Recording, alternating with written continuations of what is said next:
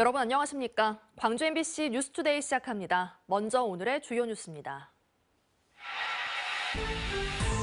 국회가 내년도 나라 살림을 확정하는 예산 정국이 이번 주부터 시작됩니다. 하지만 예산안을 심층 심사하는 예산조정소위원회에 광주 지역 국회의원이 없어 지역 예산을 잘 챙길 수 있을지 우려됩니다. 광주교육청과 전남교육청의 내년도 예산이 축소될 것으로 보여 교육계의 고민이 커지고 있습니다. 작업 도중 실습생이 사망한 사고와 관련해 안전관리 소홀 등의 책임으로 고등학교 교감에게 내려진 견책 징계가 정당하다는 기존 판결이 유지됐습니다. 광주 택시 요금이 오른 이후 월별 이용객 수가 한때 감소했다가 다소 늘어난 것으로 나타났습니다.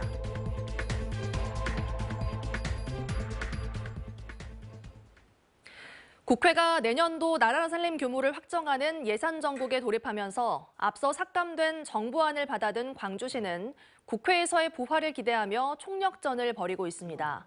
하지만 내일부터 시작되는 예산안 조정소위원회에 광주 몫이었던 국회의원 배정이 무산돼 지역 예산 챙기기가 안개 속입니다. 여야의 강대강 대치 속에 예산을 얼마나 확보할 수 있을지 지역민의 이목이 쏠립니다. 보도에 주현정 기자입니다. 내일부터 가동되는 국회 예결특위 예산안 조정소위는 내년도 나라 살림을 확정하는 역할을 합니다. 정부가 제출하고 국회 예결위가 심의한 예산안을 줄일 것은 줄이고 늘릴 것은 늘리는 최종 결정 권한을 가졌지만 광주 국회의원은 조정소위에 단 한 명도 배정되지 못했습니다. 김경만, 김회재, 양양자, 이용빈, 이영석 등 광주 전남 5명의 국회의원이 예결위원으로 활동했지만 조정소위는 들어가지 못한 겁니다. 더불어민주당의 한 관계자는 영암무안 신안지역구의 서삼석 의원이 예결위원장을 맡은 만큼 광주 전남 예산을 모두 살펴볼 수 있다고 판단해 올해 광주 순번을 전북 몫으로 돌리는 원내 지도부의 결정이 있었다고 전했습니다. 21대 국회 들어 광주 지역구 국회의원이 조정소위에 들어간 건 지난해뿐입니다. 반면 전북 국회의원들은 4년 연속 배정됐습니다. 이번 예산국회에서 믿을 구석마저 사라진 광주시로서는 140억 원 상당의 인공지능 실증센터 예산과 아시아 문화중심도시 조성사업 예산 등 2천억 원 규모의 예산 살리기에 빨간불이 켜지는 건 아닌지 노심초사하고 있습니다. 서민 지원 예산을 대폭 증액할 계획을 갖고 있습니다. 지방 세수 감소에 따라서 지역 지방 재정이 어렵기 때문에 지방의 예산을 대폭 증액할 수 있는 방안들을 정부의 강도 높은 긴축 재정 기조에 여야의 갈등까지 최고조에 달한 상황에서 광주의 예산이 얼마나 살아날지 총선을 앞둔 지역민의 시선이 국회에 쏠리고 있습니다. MBC 뉴스 주현정입니다. 광주시 교육청과 전남교육청의 내년도 예산이 축소될 것으로 보입니다. 광주시 교육청은 올해보다 3천억 원이 줄어든 2조 6천억 원을 편성했고 전남교육청도 907억 원이 줄어든 4조 9천억 원을 편성했습니다. 이정선 광주시 교육감은 대규모 예산 축소로 전례 없는 교육재정 위기 상황임에도 학생에게 직접 지원하는 교육사업 등이 차질 없이 추진되도록 했다고 밝혔습니다. 반짝 추위가 이어지고 있습니다. 어제보다도 날이 더 추울 것으로 보여서요. 옷차림 따뜻하게 하고 나가셔야겠습니다. 북쪽 한기가 강하게 밀려오면서 전남 곳곳에서 영하권 추위가 나타나고 있습니다. 곡성에서는 영하 2도 안팎의 기온에서 시작했고요. 보성과 화순 지역에서도 영하권의 기온에서 시작했습니다. 이렇게 영하권 추위가 이어지면서 전남 내륙을 중심으로 서리가 내리고 얼음이 얼 수 있겠습니다. 농작물 관리에 더 신경 쓰셔야겠습니다. 광주의 오늘 아침 기온도 어제보다 2도가량 내림세를 보이겠습니다. 한낮 기온은 어제와 비슷하겠습니다. 서해안 지역을 중심으로는 오늘 이른 오전까지 약한 빗방울이 이어질 수 있겠고요. 강풍주의보가 발효 중인 가운데 시속 70km에 달하는 매우 강한 바람이 동반되겠습니다.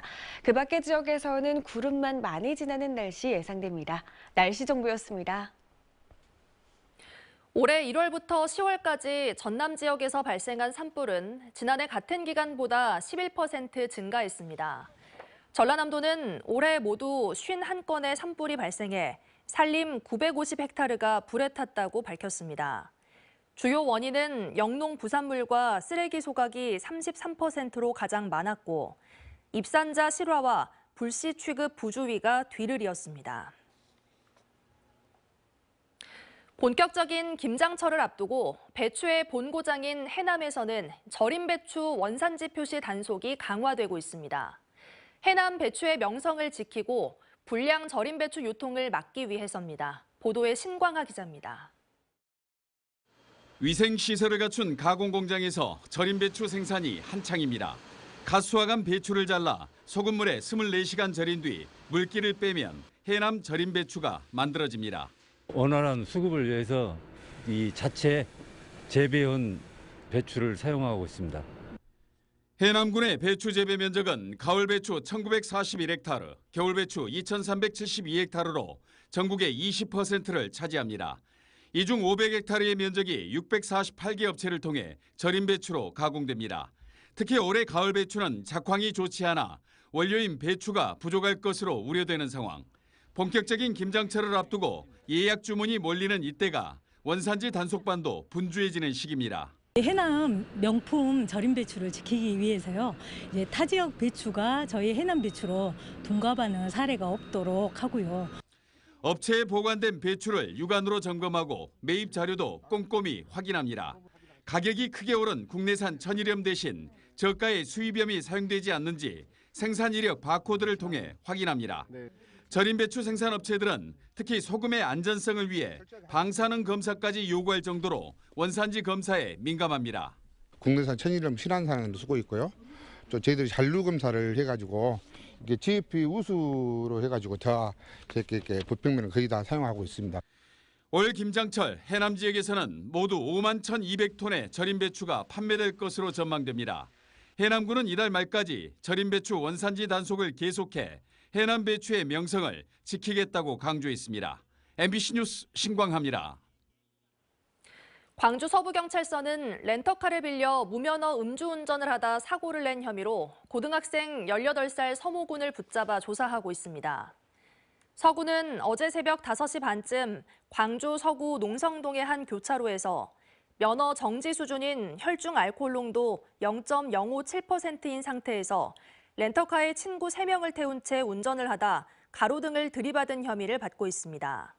경찰은 무면허인 서군이 렌터카를 빌리게 된 경위와 동승자들의 음주운전 방조 혐의 여부 등에 조사하고 있습니다. 안전관리를 소홀히 해 현장 실습생이 사망하는 사고 원인을 제공한 고등학교 교감에 대해 항소심 법원도 견책징계 처분이 정당하다고 판단했습니다. 광주 고등법원 김성주 판사는 교감으로서 현장 실습 지침을 제대로 파악하지 않고 부실하게 심의했다며 위험 방지와 학생 안전 책임을 져버렸다고 밝혔습니다. 지난 2021년 10월 전남 여수시 고등학교의 현장 실습 당시 홍무군이 웅천 친수공원 인근 바다에서 잠수 작업 중 숨졌는데 당시 잠수와 관련한 안전교육은 없었던 것으로 조사됐습니다.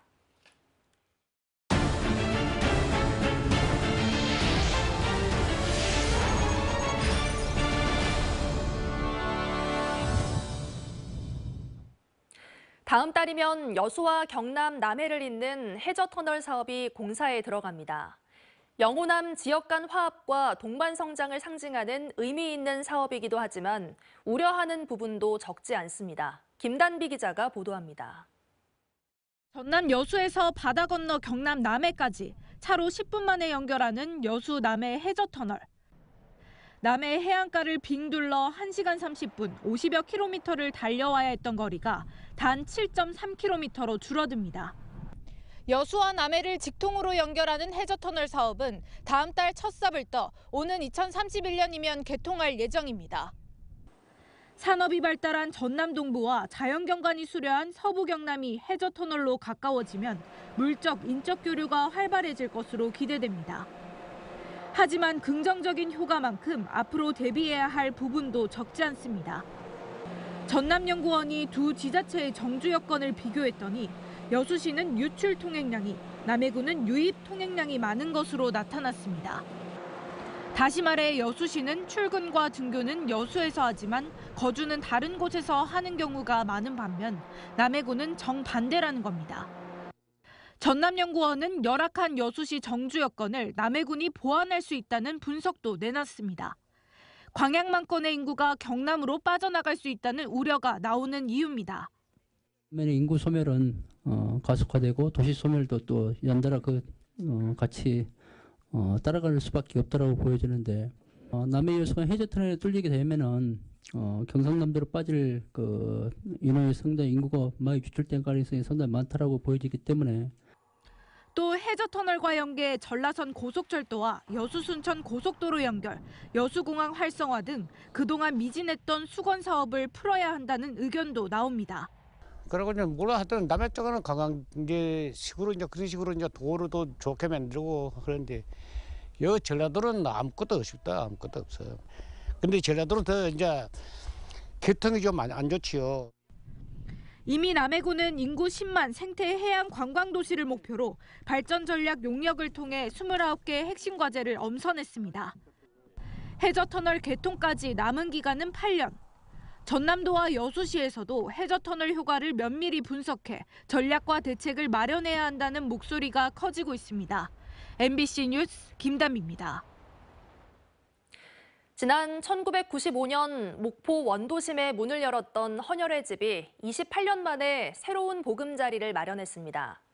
헌혈 인구를 늘리기 위해 인구 이동량이 많고 접근성이 좋은 도심으로 옮겼습니다. 안준호 기자가 취재했습니다. 목포 원도심에 자리 잡은 헌혈의 집 유달센터. 28년 동안 소중한 혈액 나눔의 공간이었습니다. 원도심에 있었던 헌혈의 집이 목포 하당으로 이전했습니다. 건물이 오래되고 주차장 부족 등 헌혈을 하러 오는 사람들의 불편이 적지 않았기 때문입니다. 노후되고 또한 주차 공간이 협소해서 헌혈자분이 많이 불편해하셨거든요. 따라서 헌혈자에게 쾌적한 환경을 제공해드리고 새롭게 이전한 헌혈의 집은 접근성이 크게 개선됐고 시설도 확충됐습니다. 전열 헌혈만 가능했던 기존과 달리 성분 헌혈을 할 수 있는 장비가 추가돼 혈소판 헌혈도 가능해졌습니다. 평일이지만 헌혈자들의 발길이 하루 종일 이어지는 등 헌혈하는 사람들이 눈에 띄게 늘었습니다. 신도시 쪽으로 나오니까 훨씬 더 유동인구가 많기 때문에 젊은 층들의 헌혈 참여도가 더 높을 것 같다는 생각이 들고 있습니다. 오늘 처음 여기로 이전했다고 해서 직장하고 가까워가지고 점심시간 이용해서 왔어요. 광주 전남 헌혈자 수는 지난 2013년부터 2019년까지 연간 20만 명 이상을 기록했습니다. 하지만 2020년 코로나19로 11.35%가량 크게 감소했습니다. 최근 조금씩 헌혈자 수가 늘고 있지만 소폭에 그치고 있습니다. 헌혈은 쉽게 할 수 있지만 쉽게 할 수도 없는 누군가의 생명을 살리는 소중한 나눔 실천입니다. 대한적십자사는 생명을 살리는 헌혈에 적극적인 동참을 바라고 있습니다. MBC 뉴스 안준호입니다. 광주 택시 요금이 인상된 이후 월별 이용객 수가 한때 감소했다가 다시 늘었습니다. 광주시는 기본요금 1,000원을 인상한 지난 7월의 택시 이용 건수는 305만여 건으로 8월에는 303만여 건으로 지난해 같은 기간보다 각각 4%와 1% 줄었다고 밝혔습니다. 그러다 9월 이용 건수는 301만여 건으로 지난해보다 1% 늘어나 다소 증가세를 보인 것으로 조사됐습니다. 광주교통공사가 도시철도 1호선 이용객을 위한 편의시설은 제대로 만들지 않고 요금 인상만 검토한다는 비판이 제기됐습니다. 광주시의회 안평환 의원은 쌍촌역과 운천역에 에스컬레이터가 설치되지 않아 이용객이 불편을 겪고 있지만 교통공사는 예산탄만 하며 요금 인상 카드만 만지작거리고 있다고 주장했습니다. 또 1호선 역사에서 모유 수유실이 설치된 곳은 단 2곳뿐이라고 지적했습니다.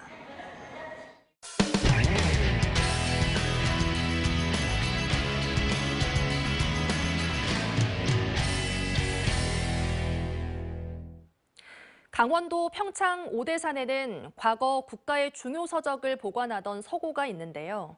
여기 보관돼 있던 조선 왕조실록과 의궤가 기나긴 타양살이를 끝내고 제자리로 돌아왔습니다. 일제강점기 일본으로 반출된 지 110년 만인데요. 실록과 의궤를 보관하고 이를 연구조사할 박물관도 어제 개관했습니다. 원주문화방송 윤하은 기자가 보도합니다. 조선왕조 500년의 역사가 연, 월, 일 순서에 따라 고스란히 담겨 있는 실록. 왕실 행사나 국가의 중요한 사업이 끝난 뒤 모든 과정을 글과 그림으로 기록한 의궤. 세계에서도 가장 상세하고 포괄적인 역사 기록물로 인정받는 문화유산이자 우리나라 국보입니다. 특히 오대산 사고보는 붉은색 교정의 흔적이 남아있는 현존하는 유일한 교정 쇠본 실록으로 그 역사적 가치를 인정받고 있습니다. 이 조선왕조 실록과 의궤 오대산 사고본이 본래 있던 자리 평창에 돌아왔습니다. 문화재청은 오대산 인근의 조선왕조 실록 의궤 박물관을 열고 서울 고궁박물관에 보관 중이던 오대산 사고본 실록 75책과 의궤 82책을 옮겼습니다. 서적은 빛과 습도, 온도에 매우 예민하기 때문에 쉽게 관람하기 어려웠지만 이제 평창에서는 언제든 만나볼 수 있습니다.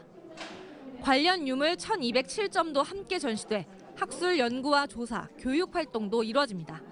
환수되어 온 조선왕조 실록과 의궤가 현지로 와야 된다는 불교계라든지 도민 여러분의 기대와 염원에 부응하고자 이곳으로 오게 되었습니다. 상설 전시에 이와 같이 많은 수의 실록과 의궤가 전시되는 이는 찾아보기 힘듭니다.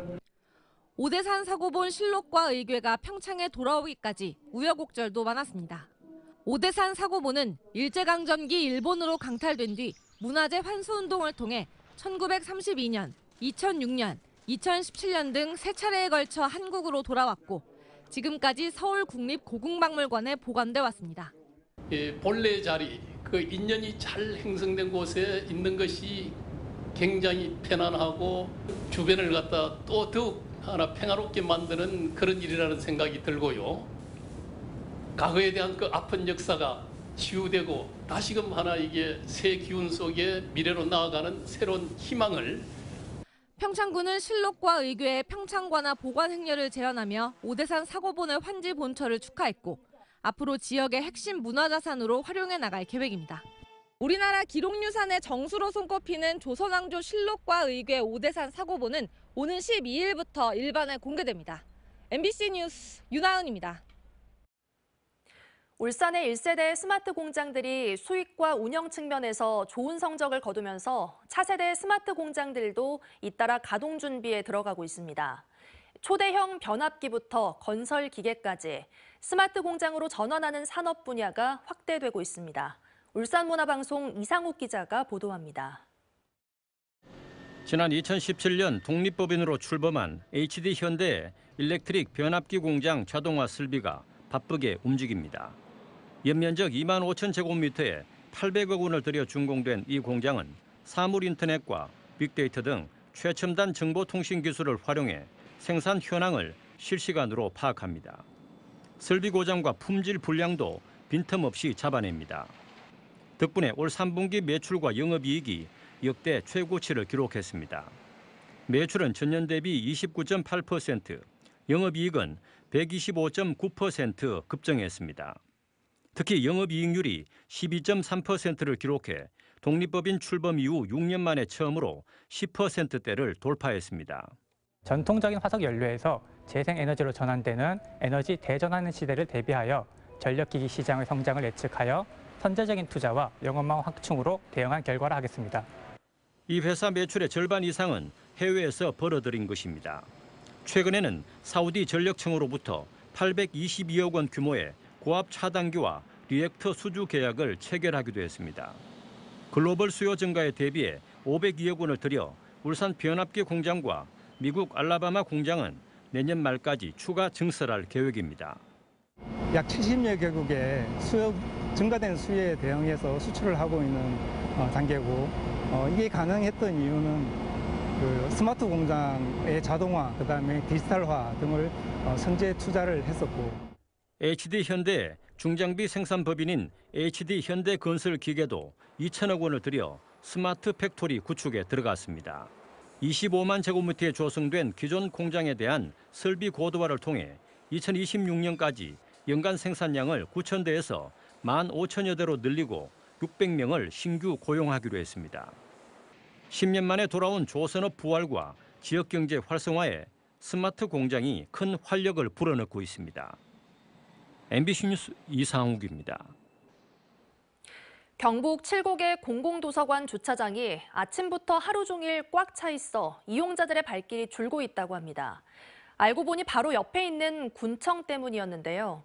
공공도서관 주차장에 무슨 일이 있는 건지 대구문화방송 손은민 기자가 취재했습니다. 오전 8시 반, 칠곡 도서관으로 차가 하나둘 들어옵니다. 도서관이 문을 여는 9시가 되기 전에 38면 주차장이 금세 다 차버립니다. 주차 공간이 아닌 곳에도 이중 주차를 합니다. 그런데 차에서 내린 운전자들 하나같이 도서관 밖으로 나갑니다. 인근에 있는 칠곡 군청으로 향합니다.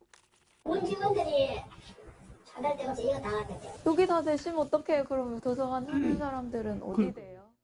하루 종일 주차장에 있던 차들은 종합 자료실이 문을 닫는 오후 6시가 넘어서야 빠집니다. 군청 공무원들이 도서관 문을 열기 전부터 문 닫는 시간까지 종일 차지하는 겁니다. 정작 도서관을 이용하는 사람은 몇 시에 와도 주차할 곳이 없어 주변을 헤맵니다. 한 달 정도 제가 여기 다녔는데 올 때마다 아침에 9시 한 20분쯤 오는데 계속 차가 있는 거예요. 지금도 만석이에요. 이러다가 점심시간 되면 한테 빠졌다가 또 들어오고. 주차 때문에 도서관에 왔다가 그냥 가는 경우도 적지 않습니다. 공부할 자리가 없다 하면 참 기분이 좋은데 차댈 자리가 없어서 딴 도서관에 간다 하면 아주 내 마음이 안 좋아. 공무원들은 주차할 곳이 없어 어쩔 수 없었다고 말합니다. 늦게 되면 갈 데가 없어가지고 주차하는 데가 엄청 헤매거든요. 칠곡구는 직원들이 이용하던 주차장에 주차 타워를 새로 지으며 일시적으로 발생한 문제라며 대안을 마련하겠다고 밝혔습니다. 주차 타워는 내년 4월 완공 예정입니다. 도서관 측도 늦게나마 도서관 이용자를 위한 공간을 비워두겠다는 방침입니다. MBC 뉴스 손은민입니다. 광주 시립 제1요양병원 등을 위탁 운영하는 빛고울 의료재단이 지난 10일 광주시에 조건부 운영 포기 의사를 밝힌 것으로 알려졌습니다. 재단은 내년 지원금 13억 8천만 원으로는 역부족이라며 적자 등을 해소할 정도의 지원 없이는 운영이 어렵다는 입장을 전달한 것으로 전해졌습니다. 한편 전남대병원이 위탁 운영하고 있는 광주시립 제2요양병원은 5년간 적자 28억 원이 발생해 올해 3차례 모집 공고에도 새 수탁자를 찾지 못했습니다. 반짝 추위가 이어지고 있습니다. 오늘은 이 추위가 절정에 달할 것으로 보여서 따뜻한 옷차림하고 나오셔야겠습니다. 북쪽 한기가 강하게 밀려오면서 곳곳에서 영하권 추위가 이어지고 있습니다. 곡성에서는 영하 2도 안팎에서 시작했고요. 보성과 화순 지역에서도 영하권의 기온에서 시작했습니다. 전남 내륙을 중심으로 서리가 내리고 얼음이 얼 수 있어서 농작물 관리에 더 신경 쓰셔야겠습니다. 광주에서도 기온은 내림세를 보였습니다. 아침 기온 1.6도로 어제보다 2도가량 낮은 기온에서 시작했습니다. 한낮 기온은 어제와 비슷하겠습니다. 서해안 지역을 중심으로는 강풍주의보가 발효 중인 가운데 순간풍속 시속 70km에 달하는 매우 강한 바람이 불겠고요. 이른 오전까지는 약한 빗방울도 떨어질 수 있겠습니다. 그 밖의 지역은 구름만 많은 날씨가 예상됩니다. 현재 기온 살펴보시면 아직 한 자릿수대에 머물러 있습니다. 담양도 1도 안팎, 화순 3도 안팎 보이고 있고요. 한낮 기온은 대부분 10도 안팎 보이면서 어제만큼 쌀쌀한 날씨 예상됩니다. 구리의 기온 현재 2도 안팎 보이고 있는 가운데 한낮 기온 10도 안팎에 그치겠습니다. 풍랑주의보가 발효 중입니다. 바다의 물결은 최고 3.5m에서 4m로 매우 거세게 일겠습니다. 내일부터 기온은 조금씩 오름세를 보이겠고요. 모레인 수요일부터 평년 수준의 기온을 회복하겠습니다. 날씨 정보였습니다. 뉴스 마칩니다. 시청해주신 여러분 고맙습니다. 언제 어디서나 내 손 안의 뉴스. 광주 MBC 뉴스 유튜브 구독으로 함께하세요.